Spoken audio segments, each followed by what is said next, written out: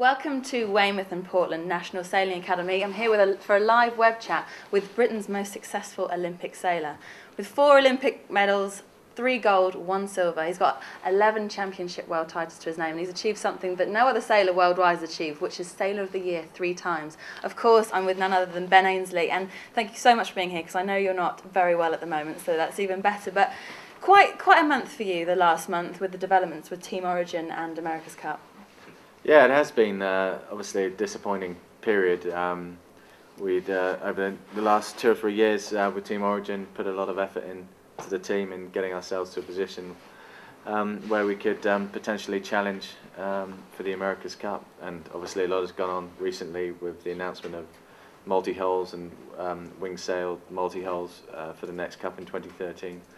And ultimately our team backer, or owner, Sir Keith Mills, decided that he didn't think it was a viable event, which was, obviously very disappointing for everybody involved. And as I said, we'd all put a lot of effort into the team, and it's something we were pretty passionate about. So yeah, that side of it's been pretty disappointing, but it's enabled me more recently to get focused on the fin sailing again. So I'm down here in Weymouth and Portland, back out in the water. We had a pretty mad day yesterday. It was about 30 knots of wind from the southwest, and it was a pretty full-on day out sailing. So it was good fun. It's good to get back into the boat and be focused on that. Yeah, as you say, I suppose it's sort of a little bittersweet, because you can now. It's all fin now. So for you, what now? How do you train and qualify for the 2012 Olympics? What do you do from here?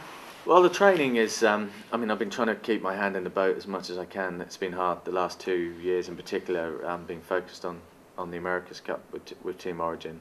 I'm very fortunate. I've got a fantastic coach in David Howlett, who's helped me a lot in keeping the campaign rolling and working on the technical side. So that's all in place, and it's really just about hours on the water and getting the body in particular tuned into fin sailing again. The weight's a big factor for me. My natural body weight is some 10 kilos lighter than sort of the ideal racing weight for a fin, so I need to get back into the gym a lot, lifting weights and just generally getting my all-round fitness levels up.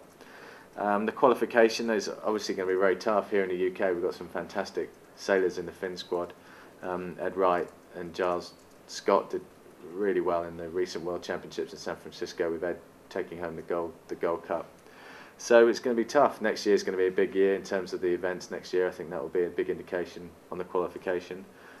So I've really got this winter to get myself sorted out and get back into it, but I'm looking forward to the challenge. And Ben, we've been receiving a lot of questions about the training in particular. So just give me a few more details about that. Obviously, a lot of sailing on the water, but you mentioned weights there. It's a lot of time off the water as well.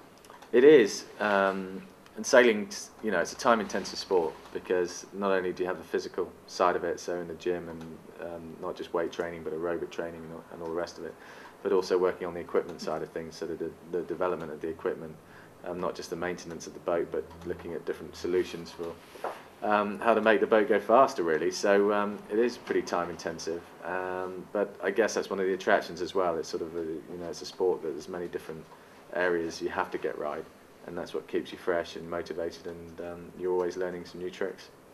And you mentioned as well about weight. I know it's a particular thing in the fin. You have to be heavy, but of course for Beijing in 2008, it was a light wind venue. It almost suited you for your body weight. So what do you have to do now? And it's quite hard keeping on weight for the fin. Well, you're right. Beijing was an ideal venue for me personally, because everybody was trying to rapidly lose weight for that event, whereas I sort of just stayed my natural body weight, and it was kind of perfect, really. Now, of course, here sailing in Weymouth, the goal of Weymouth in the summer, the conditions can be anything really, so you need to be a good all-round performer. And yeah, my body weight will probably have to go up some sort of 6 or 7 kilos from where it is now, and most of that will just come through gym work, basically, a heavy weight training schedule, and obviously getting the diet right. We're very lucky. We have through the RYA Olympic program, we have some fantastic support.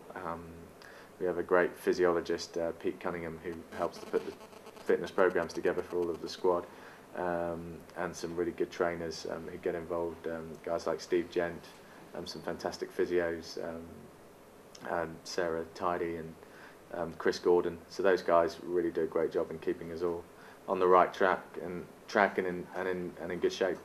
So Ben, just whilst we're talking about weight, I've got a question here from Fred Owen, who'd like to know what's the lightest weight you can start sailing a fin at. So I guess he's trying to look forward. It's a good question. The fin is actually, some boats are very, very weight critical. The laser, for example, you really only have a 2 to 3 kilo range of body weight, which is optimum. And if you're outside of that, then it's tough to be consistently good.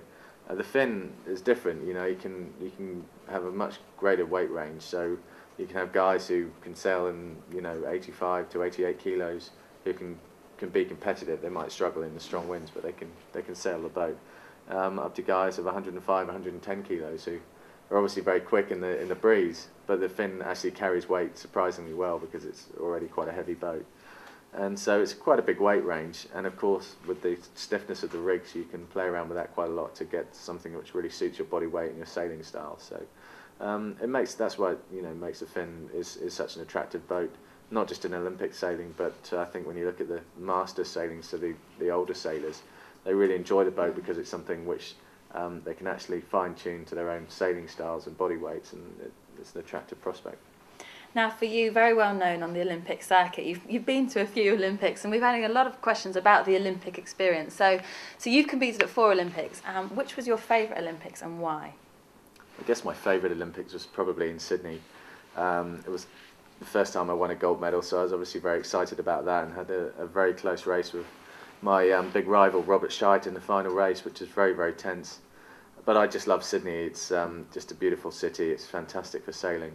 The first time I ever sailed there, I was really surprised and a little bit upset that the venue is very difficult. And I remember speaking to my coach at the time, John Derbyshire, and I said to him, there's no way they can hold the Olympics here because it's just such a difficult place to sail. It's so shifty and random. And he said to me, well, look, Ben, they're going to hold the racing here whether you like it or not. So you've either got to get on with it and learn how to sail here, or you might as well not bother. And that was a good, kick up the bum for me, really. And I spent a lot of time sailing there, living there, learning to sail there, and now I think for me, it's one of the best venues in the world. And of course, with all your Olympic experience, looking forward now, what do you think about London 2012? What can we expect? And also for you, it must be a sportsman's dream to compete at the Olympics on home turf, home waters. It certainly is. It's a once-in-a-lifetime opportunity to be, to have the chance to race in home waters as it is for sailing here in Weymouth and Portland. It's where a lot of us grew up learning to sail. We had all our youth training camps here and youth national championships over the years for my generation as we were growing up. And so to race here in the Olympic Games would be a phenomenal experience. I think for everybody involved in British sailing, it's going to be a great occasion. We've got a great squad, great strength and depth through all of the classes, so I hope that we can continue our successful results in the last 2 Olympic cycles and do well again in 2012. And Ben got a question here from Simon Williams. He's asked specifically, will the fact that the Olympics is in England make it more or less exciting for you than those you've previously taken part in? Well, it'd make it much more exciting for sure. It's, as we were just talking about, it's very, very special to be racing at home. I think one of the challenges for the English sailors competing in 2012 will be the fact that you have all of your home comforts with you. Normally when you're away racing at a major regatta or an Olympic Games, you're away from home, you're in a hotel room or an apartment, and you're very solely focused on one thing. Being at home is going to make it that much harder to sort of separate your focus just to the sailing. I'm sure most people here racing, families and great aunts and cousins will all turn up and be cheering them on, which is fantastic. But I think it's going to be a real key for those sailors competing to get their focus away from home thoughts and out in the water. And the Olympics, it's so exciting, and I'm sure for a lot of young sailors and sailors going through the squads, it's what they dream to do, what you're doing. So how would you advise people? How do they do it? How do they get into Olympic sailing? And maybe from your experience, how did you do it? It's a long road. It doesn't just happen, of course. I remember as a kid dreaming about the Olympics and thinking, oh, one day it'd be great to maybe do that sort of thing. And I think that was, for me, I guess it was a long-term goal. But really, as a kid, you need to start out at your local sailing club or wherever you sail. There are some fantastic initiatives these days for young kids to get into sailing, either through the RYA, through their on-board scheme, or through the local sailing clubs. So to access those initiatives and the coaching and the support that's available, really, I mean, that's what you need to do, and then take it a step at a time. You know, have good goals to set yourself, and don't try and do it all too fast. And it's interesting as we're talking about this, I've just had a question from a parent who's watching, Pip, and have parents influenced your success in any way? Sorry, not from a parent, asking about parents. Have they influenced your success in any way, specifically Optimist through to the Olympics? Well, my parents certainly helped me a huge amount through my career, and you know, at certain stages it's really critical that you have that support, or at least at your club you have a group of parents that can help out to ferry the young sailors from events to events. Logistically, it can be really hard when you don't have a driving license. You can't get your boat and yourself from A to B. So that's hugely important, and I was very fortunate. My parents gave me, you know, incredible support the whole way through, and I'm very grateful for that. It's a part of it, but at the same time, you have to at some stage you kind of have to work it out for yourself as well. So you have to try and take control of your program and your planning, and of course you need that support. And it is a lot of training. I know you have to obviously be very passionate about sailing, but I've just seen a question here from Brian Haybittle, who sails in New Zealand. He's 12 and sails an Optimist, and would like to know, as a 12-year-old, how much training should he do? Well, it's really important at that age that you're enjoying your sailing, and I certainly remember from my time sailing Optimist, there are a lot of really good sailors that I sailed against at that age who I think just burnt themselves out because they just put too much into it and were too serious, and maybe they weren't as successful as they wanted to be, I don't know, but all of a sudden it wasn't fun anymore. And I think that's the most important thing for youngsters in sailing, is to enjoy the sailing and learn as much as you can. And I certainly, again, in my experience of Optimists, there are some sailors who I raced in Optimists who were way better Optimist sailors than I was, but I've never seen them since. And sailors who weren't very good Optimist sailors who are fantastic Olympic sailors or America's Cup sailors or whatever. So just because you may or may not be good in an Optimist, I think it doesn't necessarily map out your whole future sailing career. The important thing is that you're learning a lot and enjoying the sport, and if that's the case, then the rest will take care of itself eventually.